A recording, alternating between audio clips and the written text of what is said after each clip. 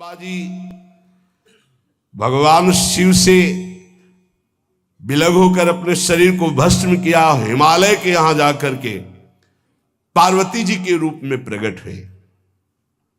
हिमालय पुत्री पार्वती बाल्यावस्था से ही निरंतर ध्यानस्थ रहना शिव अनुराग में।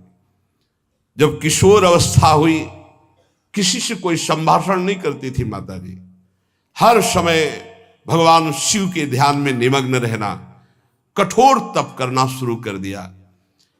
जो बिल्व पत्र सूख कर गिर जाते थे, माता जी उसको अपने मुख में रख करके पा लेती। एक बिल्व पत्र, अपर्णा, शरीर सूखने लगा। माता जी का नाम अपर्णा। भारी तपस्या। भगवान शंकर को एकदम बोध हुआ कि सती का जन्म पार्वती के रूप में हिमालय के यहां हो चुका है और वो हमारे लिए कठिन तपस्या कर रही है। तो सप्त ऋषियों को बुलाया और उनसे कहा कि जाओ इनके प्रेम की परीक्षा लो। जानते हैं, सब कुछ जानते हुए भी ये होता है। जैसे लोग कहते हैं भगवान जानते हैं अपने भक्त को, तो परीक्षा क्यों लेते हैं? तो पढ़ाया तो टीचर ने ही है, तो सालाना परीक्षा तो होगी ही कि तुम क्या पढ़े हो। ऐसे ही तुम्हारे प्रेम की परीक्षा होगी। तुम हरि को चाहते हो या हरि की रची हुई माया को? हरि की हुई रची हुई माया में आकर्षित हो गए तो जीरो आ जाएगा। वो हरि की तरफ देखते रहे, माया से बच गए तो नंबर आ जाएंगे। 100 के 100 आते हैं, यहाँ 98-96 नहीं आते। 2 ही चैप्टर हैं, हरि पसंद कर रहे हो या हरि की माया। हर भक्त के सामने आता है तो प्रायः लड्डू ही खाने को मिलता है। बचता वही है जो मामे वे प्रपद्यन्ते माया में ताम तरंति थे, केवल हरि। पार्वती पहि जाई तुम प्रेम परीक्षा लेहु, गिरिहि पेरि पठयहु भवन दूरी करेहु संदेहु। हे सप्तऋषियों, जाओ, हमारी आज्ञा है। पार्वती की प्रेम की परीक्षा लो, यदि पास हो जाएं तो उनको तपस्या से निवृत्त करो। बोलो महादेव जी प्राप्त हो जाएंगे। जाओ भवन को चली जाओ, तपस्या की आवश्यकता नहीं। ऋषियों ने जाकर के पार्वती जी को देखा, मानो मूर्तिमान तपस्या विराजमान हो, अस्थिमात्र हुए रहे शरीर, सूखे पत्ते बिल्व के। मुनि बोले, हिमांचल नंदिनी, इतना कठोर क्या प्राप्त करना चाहती हो? किसकी आराधना कर रहे हो? तुम्हारा लक्ष्य क्या है? यदि हम सुनने के अधिकारी हों तो आप कृपा करके बता सकती हैं। पार्वती जी ने कहा, मन बड़ा सकुचाता है आपसे ये बताने में। आप लोग कहीं मेरी हंसी ना उड़ा दें जो मेरा लक्ष्य है। मैंने भी बहुत सिखाने की कोशिश की, लेकिन मेरा मन नहीं मान रहा, हठ पकड़ लिया है। क्योंकि मेरे गुरुदेव ने मुझे जो आकर के बचपन में बता दिया, मैं वही हृदय से स्वीकार कर ली। मनु हठ परा सुनई न सिखावा, चहत बारी पर भीति उठावा। नारद कहा सत्य सोई जाना, बिनु पंखन हम चाहि उड़ाना। मुनियों, वैसे आप भी हंस दोगे। ऐसा लगता है जैसे हम भारी प्रबल धारा में बालू का बांध बनाना चाहती हैं। कहां भगवान शिव और कहां मैं? मेरे गुरुदेव नारद ने बचपन में आकर के कहा तुम्हारे पति देवाधिदेव महादेव होंगे। बस मैं तब से अपने पति की प्राप्ति की आराधना कर रही हूं। पता नहीं आप मेरी बात सुनकर हंसेंगे कि मानो बिना पंख के मैं आकाश को छूना चाहती हूं। ऋषि हंस पड़े और कहा, बात तो सही है। पर्वत से उत्पन्न हुई हो तो इसलिए तुम्हारी बुद्धि भी हमें लगता है जड़ ही है। नारद के उपदेश से आज तक किसी का घर बसा है? नारद के उपदेश से किसी का घर बसा है? अरे जिस जिसका उपदेश किया उसको बैरागी बना दिया, गृहस्थी तो बनाया नहीं। नारद उपदेश सुनकर किसी का घर बसा हो ऐसा तक प्रमाण नहीं है। देखो दक्ष के पुत्रों को उपदेश किया, 10,000 एक को 1,000 एक, लौट कर नहीं आए, सब बैरागी बन गए। चित्रकेतु को उपदेश किया, घर चौपट हो गया। प्रहलाद जी को उपदेश किया, पूरा हिरण्यकश्यप का नाश हो गया। नारद सिख जे सुनहि नर नारी, अवसि होई तजी भवनु भिखारी। तुम्हारे गुरु नारद जी की जो सीख सुना बर्बाद हो गया, बाबा जी बन गया, भजनानंदी बन गया। वैसे हम बताएं, नारद जी हैं बड़े कपटी, ऊपर से साधु का चिन्ह है, अंदर से कपट। क्या कपट? उसके संसार का नाश कर देते हैं, भगवान से जोड़ देते हैं। मुझे नारद जी की बात कम समझ में आती है। ये उल्टा बोल रहे ऋषि परीक्षा के लिए, गुरु निष्ठा हटाने के लिए, समझ रहे हो? पार्वती जी ने कहा बचपन में मेरे गुरुदेव ने बता दिया, वही मैं। नारद जी की बात आज तक घर किसका? जो नर नारी नारद की बात सुने भवन त्याग करके भिखारी बन गया, प्रमाण है। उनके वचनों पर तुम विश्वास मान रही हो। महादेव जी को पति निर्गुण नीलाज कुबेश कपाली, अकुल अगेह दिगंबर ब्याली। नारद जी ने तुम्हें भगवान शिव को पति बिल्कुल निर्गुण समझो। निर्गुण को बता, दूसरा भी अर्थ होता है और एक अर्थ होता है कि कोई गुण नहीं। नीलाज, नंगे धड़ंगे घूमते कभी कभी। दिगंबर, कोई लज्जा नहीं। कुबेश, भाई सुंदर मुकुट लगाए हो, पोशाक पहने हो, नहीं, चिता की भस्म लगाए, मुंडों की माला पहने, बहुत बाघंबर डाल लिया, ये कुबेश है। कपाली, मनुष्य के मुंडों की माला। अकुल, आज तक कोई पता नहीं लगा कि किस कुल के हैं महादेव जी, क्योंकि सब कुलों के मूल है, मूल का मूल वही है, उनके मूल कोई है नहीं। आगे एक दीवाल नहीं है, 60,000 योजन का एक बरगद का पेड़ है, उसी के नीचे रहते। 60,000 योजन, 1 योजन 4 कोस, 1 कोस 3 किलोमीटर। कितना बड़ा वटवृक्ष कैलाश में, एक वटवृक्ष जिसके नीचे रहते 60,000 योजन का। 6 ऋतुएं शोभा देती उसी वटवृक्ष के। और कोई घर तो है नहीं महादेव जी के। और आभूषण भूल मत करना, बड़े बड़े विषैले सांपों का आभूषण कोई सोना चांदी नहीं पहनते महादेव जी। हमें लगता है ऐसा दूल्हा के लिए ऐसा तप। नारद जी ने ठग लिया तुम्हें, पागल बना दिया तुम्हें। देवाधिदेव महादेव के सुनो, इन्हीं ने शिक्षा दी थी सती को। ऐसे बौरे पति मिले, आग में जाके शरीर भस्म करना पड़ा। इसलिए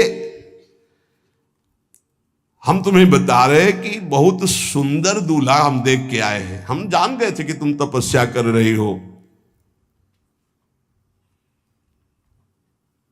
हरि का नाम सुना? बैकुंठ में रहते हैं, बहुत सुंदर हरि है।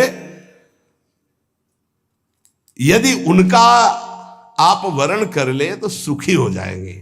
बैकुंठ राजधानी, अब आभूषण उनके क्या कहना, पार्षद सही।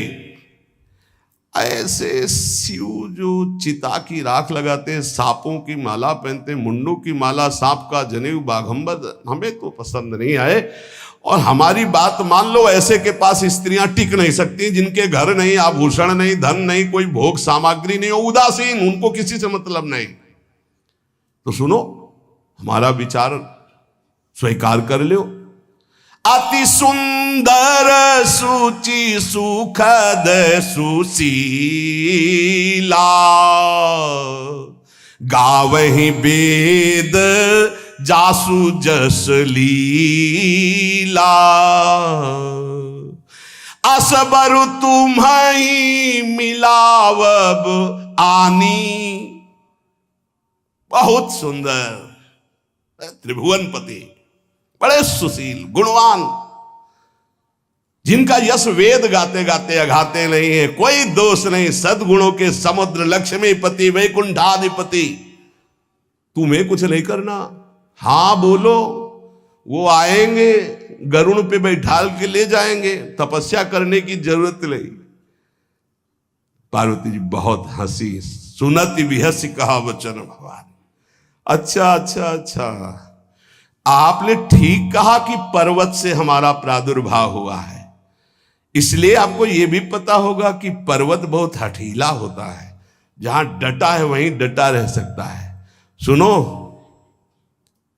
पर्वत से सोना भी उत्पन्न होता है, जो आग में जलाने पर भी अपना तेज बढ़ाता है, घटाता नहीं। तुम मेरे गुरुदेव के प्रति ऐसा बोले कि वो जिसको उपदेश करते हुए उसका घर उजड़ जाता है, तो बसो भवन उजरो नहीं डरो, पर नारद बचन न मैं परिहरऊं। अपने गुरुदेव के एक भी शब्द को मैं नहीं काट सकती, चाहे मेरा जीवन रहे या ना रहे। बसन हमारा और हमारा भवन, हमारा श्रृंगार, हमारा सर्वस्व, ये मिले या ना मिले, पर हमारे महादेव जी मुझे मिले। तुम आभूषणों की, वसन भूषण की बात कर रहे हो, ग्रह की बात कर रहे हो, पद की बात कर रहे हो। गुरु के बचन प्रतीति न जेहि, सपने हूं सुगम ना सुख सिद्धि तेहि। एक बात तुम्हें बता दूं सप्तऋषियों, जिसे अपने गुरुदेव के वचनों पर विश्वास नहीं, गुरुदेव का भरोसा नहीं, उसे कभी कोई सुख और सिद्धि कदा प्राप्त ही नहीं हो सकती। महादेव वो गुण भवन विष्णु सकल गुण धाम, जय कर मनुरम जाहि संते ते ही सन काम। आपने बताया कि महादेव में कोई गुण नहीं है और विष्णु समस्त सद्गुणों के धाम है, मैं मानती हूं, लेकिन मेरा मन महादेव जी से रम गया है। अब तो केवल महादेव जी, पहले मिलते हो सलाह करते तो तुम्हारी बात सुनती, अब तो गुरुदेव नारद जी ने जो उपदेश किया वही मैं करूंगी। अब मैं जन्म संभुहित हारा, को गुण दूषण करे विचारा। ये इष्ट निष्ठा होनी चाहिए। अब तो हमारा जन्म आराध्य देव के लिए, अब कौन गुण दोष का चिंतन करे। जन्म कोटि लग रगर हमारी, बरऊं शंभुनता रहूं कुमारी। करोड़ जन्म लूंगी, अगर इस जन्म में महादेव जी ने मिले तो करोड़ जन्म लूंगी, हर जन्म तप करूंगी, पर हमारे प्रीतम होंगे महादेव, पति होंगे महादेव। तजऊ न नारद कर उपदेशु, आपु कहीं सत बार महेशु। हजार बार आकर के, सैकड़ों बार आकर महादेव जी भी कहें कि अपने गुरुदेव के वचन छोड़ दो, तो मैं अपने गुरुदेव के वचनों का त्याग करने वाली नहीं। आप जा सकते हैं, बहुत जगत में कुंवारी कन्याएं और कुंवारे वर हैं, उनका ब्याह करा दीजिए। मेरी तो केवल एक ही बात रहेगी, हर जन्म महादेव जी के लिए। समस्त सप्तऋषियों ने साष्टांग दंडवत की और कहा, जगदम्बा आप नित्य शिव की अर्धांगिनी, भगवान शिव ने ही मुझे भेजा था आपकी परीक्षा के लिए। जाओ, भगवान शिव सब जान रहे हैं, ब्याह पक्का, अब आपको तप करने की जरूरत नहीं है।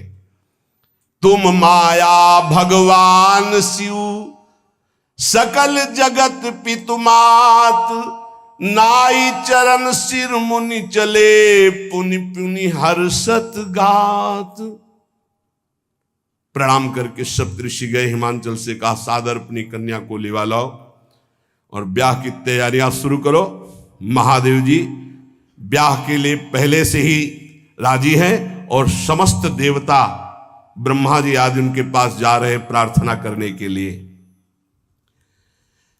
इधर जब पार्वती जी को लेकर हिमालय अपने घर पे आते हैं, तब भगवान विष्णु, समस्त देवता, ब्रह्मा जी कैलाश पहुंचे, जहां भगवान शिव विराजमान थे। सबने स्तवन किया और कहा, प्रभु बहुत दिन से एक लालसा है, सकल सुरन के हृदय शंकर परम उछाहु, निज नैनन देखा चाहे नाथ तुम्हार विवाह।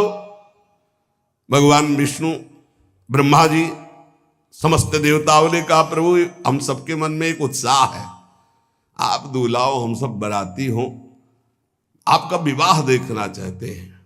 प्रभु ये उत्सव देख ले तो हमारा जीवन सार्थक हो गया, आप हां बोलो। कामदेव के मद को चूर करने वाले आपको दूल्हा रूप में देखना चाहते हैं हम सब। स्वामी का स्वभाव होता है सेवक को सुख देना। पार्वती जी ने अपार तप किया है आपके लिए, आप उनको अंगीकार कीजिए। भगवान विष्णु ब्रह्मा जी की प्रार्थना सुन करके भगवान शिव जी ने कहा, तथास्तु, ठीक है, ब्याह पक्का। देवताओं ने नगाड़े बजाए, फूलों की वर्षा होने लगी, देवाधिदेव महादेव की जय के नारे कैलाश में गूंजने लगे। सप्तऋषि भगवान शिव के पास आए, कहा, प्रभु बड़ी अनन्य है पार्वती जी आपकी, अखंड प्रेम है। हमने बड़ा छल करके उपदेश किया, लेकिन उन्होंने कहा कि मैं नारद जी का उपदेश नहीं त्याग सकती, करोड़ों जन्म लूंगी और हर जन्म महादेव जी के लिए। भगवान शिव जी की आंतरिक वृत्ति जो पार्वती जी की प्रीति की है उसे कोई नहीं जानता। बहुत विरह में रहे, ऐसा न समझे कि देवादिदेव महादेव जी परम उदासीन है, नहीं, सती जी के वियोग में बड़ी विचित्र दशा महादेव जी की हुई थी। सप्तऋषि फिर गए पार्वती जी के पास और कहा, भी बीच में घटना घट गई, कामदेव गया था महादेव जी की समाधि को भंग किया, तो महादेव जी ने कामदेव को भस्म कर दिया, तो अब ब्याह का मतलब क्या रह गया। भवानी ने कहा, तो तुम क्या अभी तक भगवान शिव को कामयुक्त देखते थे क्या? क्या तुम समझते हो तुम्हारे जान काम अब जा रहा? अरे अब लग शंभु रहे सबिकारा। तुम्हारी नजर में अभी तक भगवान भिखारी थे और अब काम को भस्म किया है। अरे हमने भगवान शिव की आराधना की, हमरे जानी सदा शिव जोगी, अज अनवद्य अकामो अभोगी। मैंने तो शिव को सदा ही योग संपन्न ब्रह्मबोध देखा है। वचन और कर्म से, मन से मैंने यदि भगवान शिव को अपना स्वामी माना है, योगी, अजन्मा, अनिंद्य, काम रहित, भोगहीन, तो निश्चित मुझे प्राप्त होंगे। भगवान शिव के पास फिर सप्तऋषि गए, बोले, प्रभु गजब की निष्ठा है, केवल आपके प्रति प्रेम है। ब्रह्मा जी ने लगन रची, सप्तऋषियों को बुलाया और कहा, ब्याह दोनों तरफ, ये लड़की पक्ष की लगन, ये वर पक्ष की लगन। ब्याह तय हो गया, दिन नक्षत्र घड़ी, नगाड़े बजने लगे देवताओं के लिए, सुमन वृष्टि हुई। ब्रह्मा जी ने सबको बुलाया, हिमालय ने सबको निमंत्रण दिया, बड़े बड़े पर्वत भेंट लेके आ रहे हैं, बड़े बड़े रसनिधि समुद्र भेंट लेकर के आ रहे हैं। वहां भोजन पान के लिए हिमालय के पास कोई कमी थोड़ी थी, रस की नदियां बह रही थी, विविध प्रकार के रस, विविध प्रकार के फल, विविध प्रकार के भोग वहां सब व्यवस्थित किए जा रहे हैं।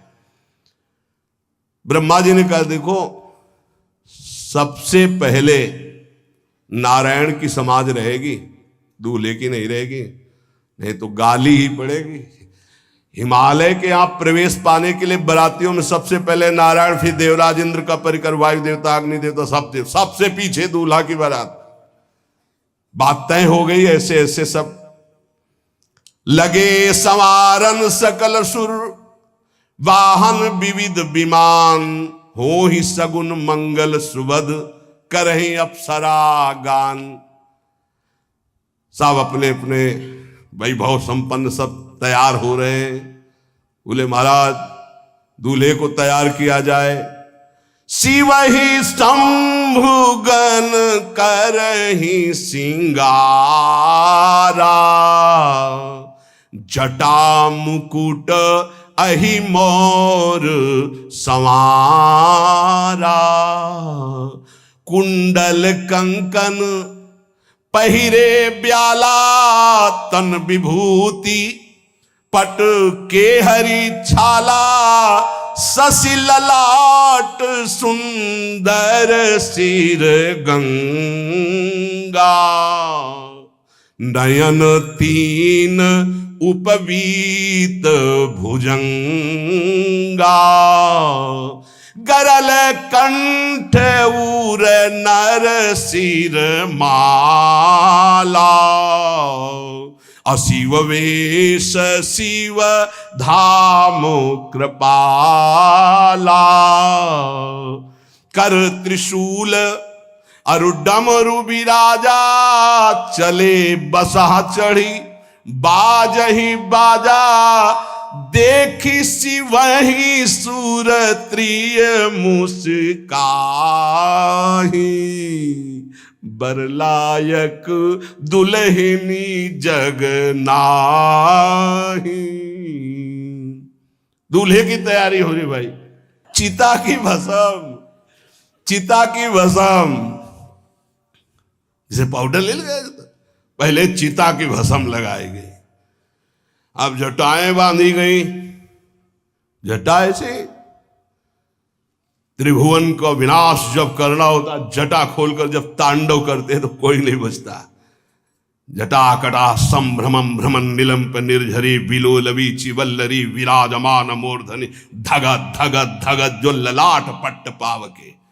तीसरा नेत्र मानव विश्व का विनाश करने के लिए उसे पटबंद किए हुए विशाल जटाएं। जटा का तो मुकुट सवार आ गया। अब जटा बंद है काहे से? सांप। ये मुकुट सांप। और कुंडल करिया और भूरी भी थी।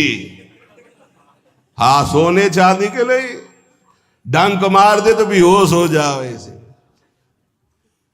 पहिरे ब्याला, बाजूबंद छोटे फण वाले है। कोई पनिहा, कोई दुमहा ऐसे। और ऐसे जनेऊ वासुकी नाग, गले के माला भगवान का विभूत, ऐसा स्वरूप है। और शेर की छाल नीचे, शशि ललाट, द्वितीया का चंद्र, शशि ललाट, ये मुकुट द्वितीय का चंद्रमा। सुंदर सिर गंगा, भगवती गंगा। फवारे ले उठते जटा के बीच से गंगा जी। नयन तीन, माथे वाला बंद है, दो खुले हैं। उपवीत भुजंगा, जनेऊ वासुकी नाग। गरल कंठ, नीलकंठ विष यहां रोके हुए। और मुंडों की माला, हाथ में त्रिशूल, डमरू बंधा हुआ, नंदकेश्वर पे सवार। बोले ऐसे दूल्हा के लिए दुल्हन तो त्रिभुवन में नहीं मिलेगी। ऐसा दूल्हा दुल्हन का मिलेगी। अच्छा, दूल्हा सज गया। ब्रह्मा जी ने देखा, बोले महाराज आगे आपकी सवारी। नारायण भगवान उनके चतुर्भुज पार्षद, शोभा सुगंध सौरभ।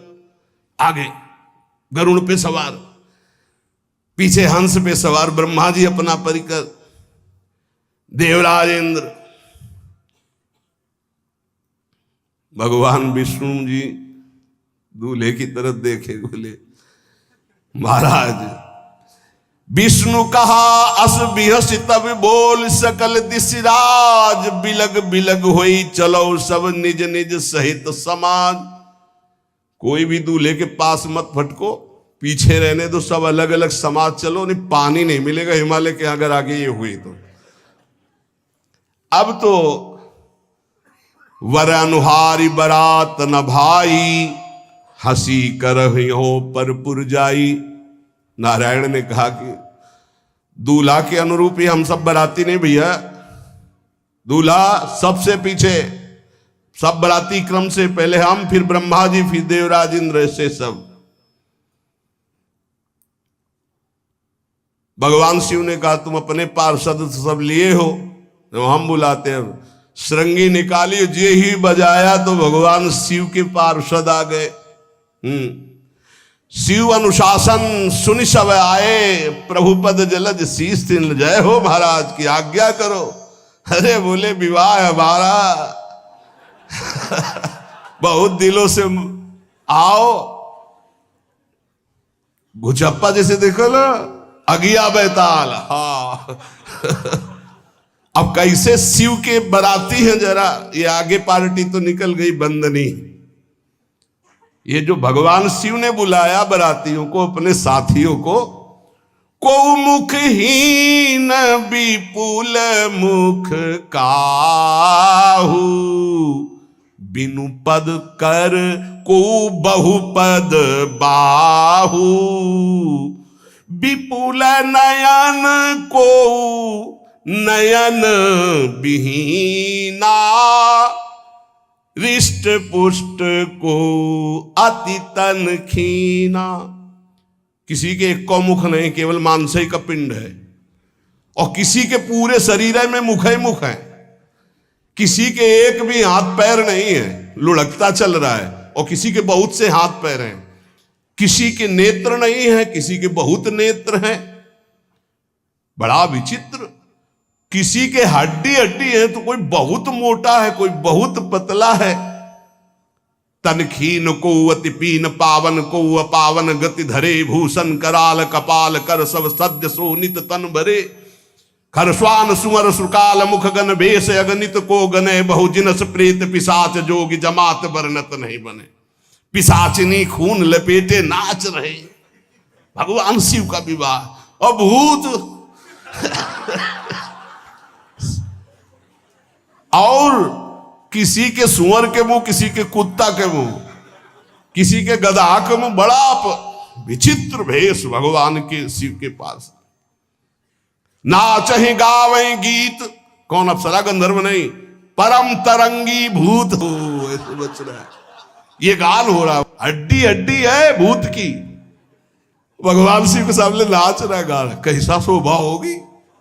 खून लपेटे पिशाचिनी, अगिया बैताल, रोड लाइट, अगिया बैताल, भगवान शिव की बारात। भूत प्रेत बड़े मौजियल, स्वामी का विवाह हो रहा है, खूब छिड़क कर नाच रहे, देख ले तो मूर्छा आ जाए। अब बनी है बारात, तो जस दूल्हा तस बनी बराता। बाजा कौन बाज रहे हैं? कोई गाल बजा रहा है, कोई मुंह बजा रहा है, वो बैंड थोड़ी बज रहे। कोई चीख रहा है तो जैसे अलग अलग नहीं, तुरही बज रही, ये बज, वहां कोई बाजे नहीं, सब भूत है। भूत प्रेत पिशाचिनी ऐसे स्वर निकल रहे हैं।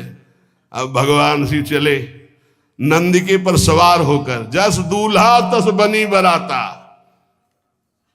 हिमालय बड़े उत्सव में है। देवाधिदेव महादेव जी की महिमा हिमालय की पत्नी से नारद जी ने सब सुना रखी है। अब तो जितने भी सुंदर सुंदर सब पदार्थ, सब व्यवस्थाएं, सब किए, हाथ जोड़े खड़े हैं। जगदम्बा जहां विराजमान है, वहां सिद्धियों की कौन सी कमी है। ये हुआ कि जय हो बारात पधार रही है, सामवेद का गान करते हुए गरुड़ पर विराजमान भगवान नारायण। सब हिमालय वासी ओहो धन्य है, धन्य, यही दूल्हा है, बाराती है। दूल्हा तो भी बहुत सुंदर हो गए, सब देख के लुभायमान हो गए, नारायण परिकर सब।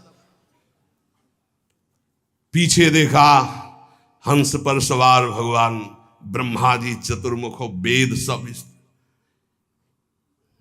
दूल्हा पीछे, गांव के नगर के लोग है ना, ये दूल्हा नहीं, सयाने लोग कहते हैं दूल्हा। दूल्हा तो ये तो ब्रह्मा जी है, देवराज इंद्र, ये दूल्हा? नहीं नहीं नहीं, ये दूल्हा नहीं, ये दूल्हे की बाराती है। वो गजब, इतने सुंदर दूल्हे के बाराती, तो दूल्हा तो फिर बहुत हृदय में आनंद है, उत्साह है। नगर की बालक बालिकाओं नौवधुओं को ऐसे देख रहे, दूल्हा कौन है ऊपर से चले। जब सब निकल गए तो बहुत हृदय में आनंद था कि अब दूल्हा के दर्शन होंगे। जोई दूल्हा की पार्टी आई, शिव समाज जब देखन लागे, भीतरी चले बाहन सब, जितने अगवाली कर ले आए थे धोती संभाल के जान बचा के भागे।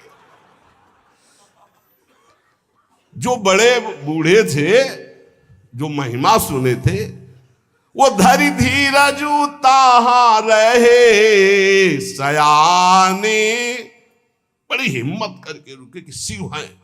लेकिन जो नौजवान बालिकाएं, बूढ़ी नौबहुएं, ये को वहां मंगलाचार में नहीं टिकी, सब अगवानी पे भाग पड़ी। धीरज धर करके बालक घर में पहुंचते, जवान पहुंचते, बहुएं, क्या बात है, तुम लोग भयभीत क्यों हो गए? कोई घटना घटी क्या ब्याह में? कहीं काह कही जाई न बाता, ये जमकर धार की धो बरियाता। बारात है, यमराज की पूरी सेना आ गई है। भैया दूल्हा देखा कैसा? बोले बरु बौराह बस असवारा, ब्याल कपाल विभूषण छारा। देखा है दूल्हा? बरु बौराह, बावरा है। क्यों? बैल पे सवार है, सांप की माला पहने, भस्म चिता की लगाए, मुंडों की माला। अरे पूछो मत, ऐसा दूल्हा। दूल्हे के शरीर तन छार ब्याल कपाल भूषण नगन जटिल भयंकरा, संगभूत प्रेत पिशाच जोगिल बिकट मुख रजनी चरा। जी के लौट के बता रहे, भाग्य मनाओ, जो जियत रहा है बारात देखत, पुण्य बढ़ते ही कर सही। जिंदा लौट आए, बड़े पुण्य समझो। जो बारात देख ले वो जिंदा रह जाए, बड़े भाग्य तिनके। देखी सो उमा विवाह घर घर बात सब लरिकन। सबने कहा कि अगर दूल्हा को बाराती को देख के जिंदा रह जाए तो विवाह देख पावेगा, मतलब जिंदा नहीं रहेगा। जो बड़े बुजुर्ग थे वो समझा रहे, देखो भगवान शिव हैं, ये उनकी समाज है। सबको वास दिलाया गया। अब आरती करने के लिए, सुमंगल गाने के लिए नवीन नवीन स्त्रियां पार्वती जी की माता के साथ आ रही हैं। मैना सोने की थाल है, बड़ा आनंद है। दूल्हा का प्रथम दर्शन और आरती लेके जे भी देखा दूल्हा को, यही दूल्हा है। हां, भारी रोष पैदा हुआ कि नारद जी ने बर्बाद कर दिया हमारा घर। हमारी बिटिया सूखे पत्ते खा के इसके लिए भजन करती रही। मैना जी ने पीछे मुड़ के देखा, एक भी नहीं स्त्री थी, अकेले थाली लिए खड़ी थी। लौट के आई, उन्होंने कहा कि सब भाग्यों पड़ी। बोले प्राण बचाए, ऐसे ऐसे करिया फुसकार रहे थे। कोई थाली पटक दी, आरती की गई। पार्वती जी को गोद में बैठाला और रोने लगी। बिटिया ऐसे के लिए भजन किए हो, ऐसे के लिए तपस्या किए हो? आंसू भर के कहा कि विधाता की बुद्धि मारी गई। जिसने तुम्हारी जैसी सुंदर कन्या, वो ऐसा बावरा दूल्हा, ये संयोग रचा है। बुद्धि खराब हो गई ब्रह्मा की। कसकीन बरु बौराह विद जय तुम्हें सुंदरता। त्रिपुर सुंदरी भगवती पार्वती जी अरे जो फल लगना चाहिए कल्पतरु में वो बमूर में लग रहा है। ये आज वही दिल उत्सव, ब्याह का उत्सव भगवान शिव। अच्छा तो मेरा निर्णय सुन लिया जाए मैना जी का, अगर मेरी बात नहीं मानी गई तो हिमालय के शिखर से अपनी बेटी को लेकर गिर के आत्महत्या कर लूंगी, ब्याह नहीं होने दूंगी, फाइनल। तुम सहित गिरते गिरो पावक जरो, आग में जल जाऊंगी अपनी बेटी को लेके, समुद्र में डूब जाऊंगी, लेकिन ऐसे बोरे बोरा जो ये बर है इसके साथ ब्याह नहीं होने दूंगी, पक्का। सब रोने लगी मैना जी का आदेश सुनकर। मैना जी कहती, हाय मैंने नारद जी का क्या बिगाड़ा था, नारद कर में काह बिगाड़ा, भवन मोर जिन बसत उजारा। कितना बढ़िया सब चल रहा था, बेटी को उपदेश किया कि वर तुम्हारे शिव देवाधिदेव महादेव, बर्बाद कर दिया सब। ऐसा दूल्हा, सच्ची मैं ठगी गई नारद जी के द्वारा, पर अब अपना घर बर्बाद नहीं होने दूंगी। क्या जाने नारद जी बेटी का प्रेम क्या होता है, बांझ कभी प्रसव की पीड़ा जानती है, क्या जाने बाबा जी है हमारी बेटी हो ऐसा दूल्हा। जब देखा कि मां बहुत गुरुदेव को उल्टा सीधा बोल रही है तो उन्होंने कहा, माता विचार पूर्वक। जननी ही बिकल बिलो की भवानी, बोली जुत विवेक मृदुबानी। मां विचार पूर्वक, तुम क्यों ऐसा आलाप कर रही हो, अगर मेरे भाग्य में ऐसा पति लिखा है तो तुम टाल नहीं सकती। कर्म लिखा जो बाउर ना हो, तो कत दोष लगाई काहो। तुम सन मिटे की विधि के अंका, व्यर्थ ले हो जन मातु कलंका। मां मेरे भाग्य में ऐसा ही लिखा है, आप व्यर्थ में क्यों रो रही।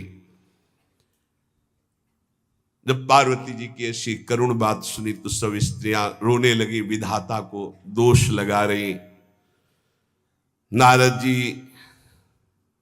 के पास हिमालय गए, बोले हम तो संभाल लेंगे, घर में सब गड़बड़ हो गया।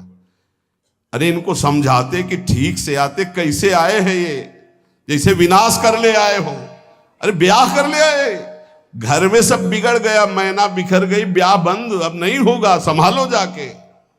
नारद जी गए और जाकर के मैना को कहा, देखो ये इनका बाहरी रूप है, ये जो आपके यहां पार्वती के रूप में जन्मी, ये नित्य इनकी अर्धांगिनी सती है, जो यज्ञ भवन में शरीर छोड़ करके आपके यहां जन्मी, ये इनकी नित्य संगिनी है।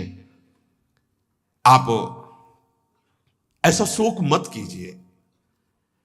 नारद जी विविध प्रकार से माता को समझाया।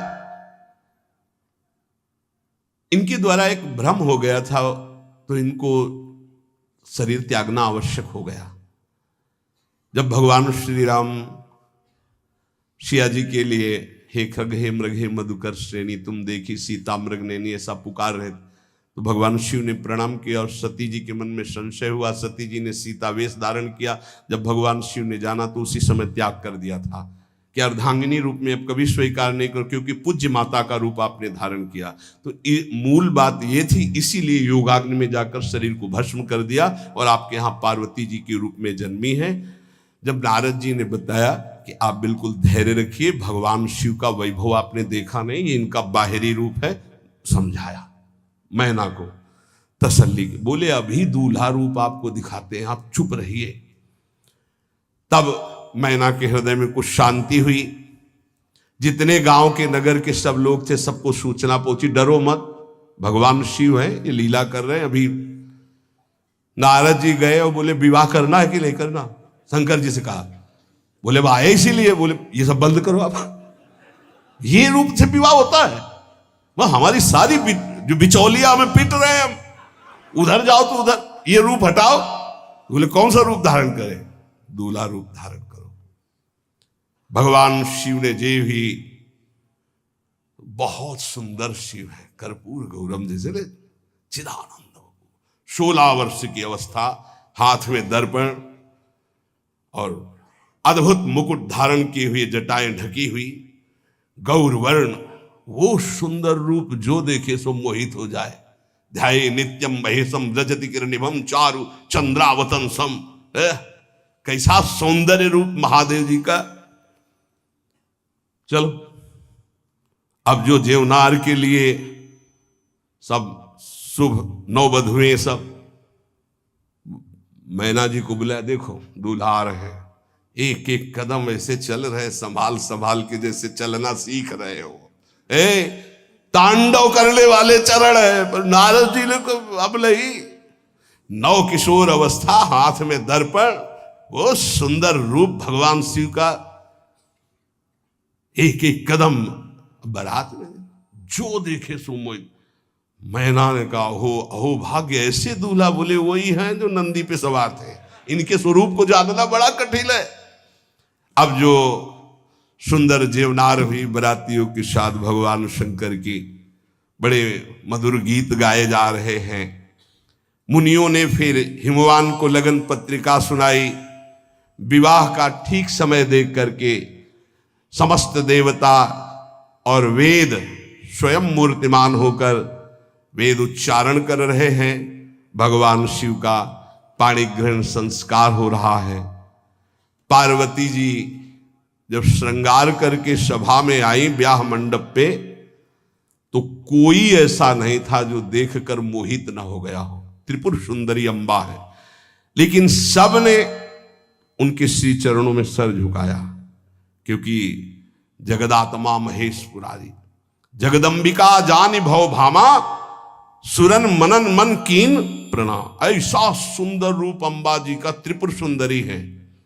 जब वो दुल्हन रूप में पधारी, कोई भी ऐसा नहीं था जो एक बार देखकर मोहित न हो, पर सब श्री चरणों में, क्योंकि जगदम्बिका है, भगवान शिव की आद्या शक्ति है।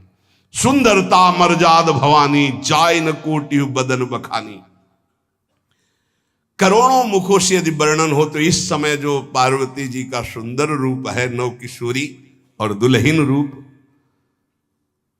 पार्श्व में बैठे अत्यंत सुकुमार, कपूर और चांदी की तरह गौर वर्ण, एकदम तेजोमय, विशाल नेत्र, स्वर्ण आदि के आभूषण, कहीं कोई एक बिच्छू सर्प कुछ नहीं, बिल्कुल नव किशोर राजकुमार स्वरूप भगवान शिव।